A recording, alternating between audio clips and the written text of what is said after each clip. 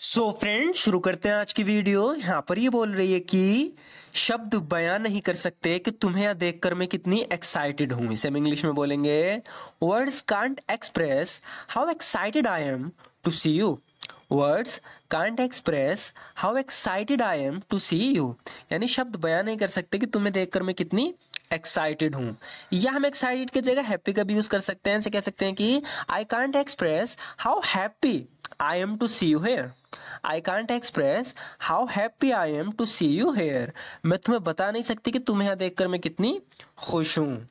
मैंने सोचा नहीं था तुम इतनी दूर मुझसे मिलने आओगे। यहाँ पे इसके कहने का मतलब है कि मैंने उम्मीद नहीं की थी कि तुम इतनी दूर मुझसे मिलने आओगे, क्योंकि ये काफी दूर रहता है, लेकिन फिर भी इसकी तबीयत को सुन के इससे मिलने आ गया। तो कह रही है कि आई डिडंट एक्सपेक्ट, मैंने उम्मीद नहीं की थी। आई डिडंट एक्सपेक्ट यू, मैंने तुमसे उम्मीद नहीं की थी to come all this way to meet me. यहाँ पर जो है कम ऑल दिस वे, ये इस बात को दर्शाता है कि बहुत दूर की बात चले, यानी कि काफी दूर से आया है सामने वाला इंसान। I didn't expect you to come all this way to meet me. I didn't expect you, मैंने तुमसे उम्मीद नहीं की थी to come all this way to meet me, कि तुम मुझसे इतनी दूर यहाँ मिलने आओगे। तुम इतनी दूर मुझसे मिलना आए, मैं बहुत खुश हुई। इस इंग्लिश में बोलेंगे you have come a long way to meet me and I am touched. यहाँ पे आई एम टच्ड का मतलब है कि तुम्हारी, उसने मेरा दिल छू लिया, यानी मैं बहुत ज्यादा खुश हो गई। You have come a long way to meet me and I am touched, तुम इतनी दूर मुझसे मिलना है और मैं खुश हो गई, तुमने मेरा दिल जीत लिया। इस तरीके से हम कह सकते हैं कि you have come a long way to meet me and I am touched. मैं उम्मीद करती हूँ कि तुम्हें आने में कोई असुविधा नहीं हुई होगी। तो जब भी हमारे घर कोई गेस्ट आते हैं, मेहमान आते हैं, तो हम उनसे ही कहते हैं कि उम्मीद है कि तुम्हें रास्ते में कोई परेशानी ना हुई हो। तो इसे हम इंग्लिश में इस तरीके से बोल सकते हैं I hope there wasn't any inconvenience for you to come.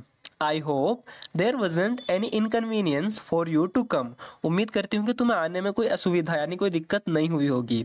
I hope there wasn't any inconvenience for you to कम।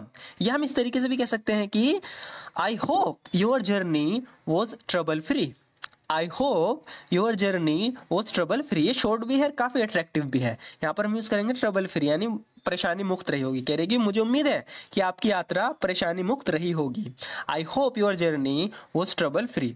दोनों ही सेंटेंस बहुत ज्यादा जरूरी हैं, देख लो एक बार और। कह रही है कि I hope there wasn't any inconvenience for you to come, उम्मीद करती हूँ तुम आने में कोई असुविधा नहीं हुई होगी। या I hope your journey was trouble free, मुझे उम्मीद है कि आपकी यात्रा परेशानी मुक्त रही होगी। इसी सेंटेंस को हम एक तरीके से और बोल सकते हैं, हम ऐसे भी कह सकते हैं कि I hope you didn't encounter any difficulties on your way. I hope you didn't encounter any difficulties on your way. यहाँ पे कहने का मतलब है कि मुझे उम्मीद है कि तुम्हें रास्ते में किसी परेशानी का सामना ना करना पड़ा हो। I hope you didn't encounter any difficulties on your way. तो मैंने आपको यहाँ पर 3 तरीके बताए हैं, आप किसी का भी यूज कर सकते हो। ये बहुत ज्यादा जरूरी है कि हमें पता होना चाहिए कि एक सेंटेंस को इंग्लिश में हम कितनी तरीके से बोल सकते हैं। तो नेक्स्ट देखते हैं, आगे कह रही है कि मुझे किसी ने नहीं बताया था कि तुम आ रहे हो। अब इसको भी हम 2-3 तरीके देखेंगे ताकि बहुत अच्छे से समझ पाए। सबसे पहले तो यहाँ पर इससे कह रही है कि मुझे किसी ने नहीं बताया था कि तुम आ रहे हो। इसे हम इंग्लिश में बोलेंगे no one told me you are coming. No one told me you are coming, यानी मुझे किसी ने नहीं बताया था कि तुम आ रहे हो। No one told me you are coming, तो यहाँ पर आर नहीं आएगा, वरी आएगा, क्योंकि पास्ट में बात चल रही है। हिंदी में हम इस तरीके से बोल देते हैं कि मुझे किसी ने बताया नहीं था कि तुम आ रहे हो, लेकिन इंग्लिश में हम आर का यूज नहीं करेंगे। No one told me you are coming, मुझे किसी ने बताया नहीं कि तुम आ रहे हो। या हम इस तरीके से बोलेंगे आई वॉजंट इन्फॉर्म्ड। ये थोड़ा अट्रैक्टिव वे हो गया, थोड़ा एडवांस्ड हो गया। आई wasn't informed about your arrival. I wasn't informed about your arrival, यानी कि तुम्हारा नहीं खबर मुझे नहीं दी गई थी, मुझे इन्फॉर्म नहीं किया गया था। आई wasn't informed about your arrival, मुझे कोई अंदाजा नहीं था तुम आ रहे हो। ऐसे भी हम बोल सकते हैं I had no idea you are coming. I had no idea you are coming, यानी मुझे कोई आइडिया नहीं था, कोई अंदाजा नहीं था कि तुम आ रहे हो। I had no idea you are coming.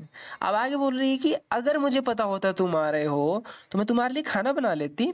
If I new, इसको भी हम 2 तरीके से बोल सकते हैं। एक तो हम कह सकते हैं कि if I knew you are coming I would have made food for you.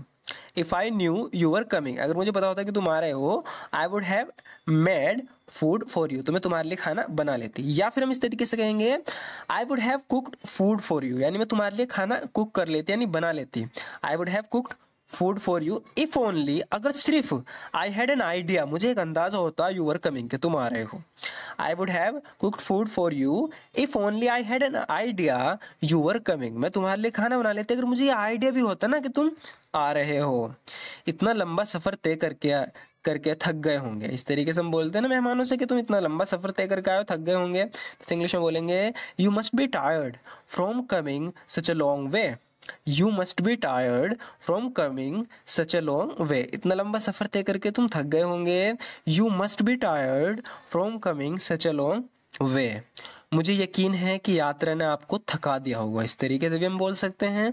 I am sure the journey has left you exhausted. I am sure the journey has left you exhausted, exhausted मतलब ज्यादा थका हुआ इंसान। I am sure the journey has left you exhausted, मुझे यकीन है कि यात्रा ने आपको बिल्कुल थका दिया होगा। अपने बेडरूम में जाओ और आराम करो, मैं तुम्हारे लिए खाना तैयार कर लूंगी। यहाँ पे कह रही है कि go in to your bedroom and rest, I prepare food for you. Go in to your bedroom and rest, I prepare food for you, यानी अपने बेडरूम में जाओ आराम करो, मैं तुम्हारे लिए खाना तैयार कर लूंगी।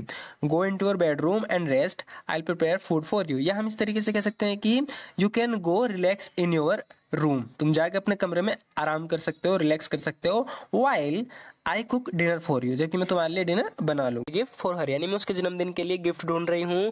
I am looking for a birthday gift for her, पता नहीं उसे क्या गिफ्ट दूं जिससे वो खुश हो जाए, इस इंग्लिश में बोलेंगे I don't know what gift to give her that will make her happy. I don't know what gift to give her that will make her happy, पता नहीं उसे क्या उपहार दूं यानी क्या गिफ्ट दूं जिससे वो खुश हो जाए। I don't know what gift to give her that will make her happy. जब तक मैं ना कहूं आना मत, इस इंग्लिश में बोलेंगे don't come unless I tell you to. Don't come unless I tell you to, कह रही कि जब तक मैं ना कहूं तब तक आना मत।